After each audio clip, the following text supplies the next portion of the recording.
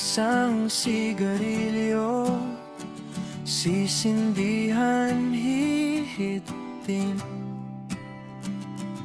hanggang sa maubos ang upos, itatapon, tapos gamitin.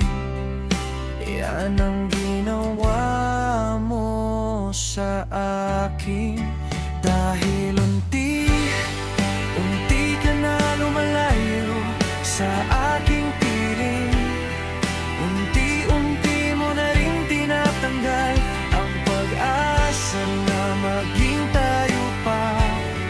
Unti-unti nawawala ang lahat-lahat. Dahil unti mo na rin akong pinapatay sa sakit na ginawa mo sa akin.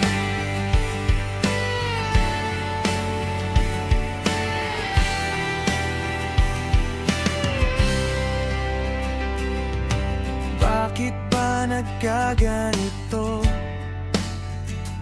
ang yugto, ende ating kwento? Sana'y sabihin mo naman, ano ba talaga ang dahilan? Dahil gusto kong malaman kung dapat pa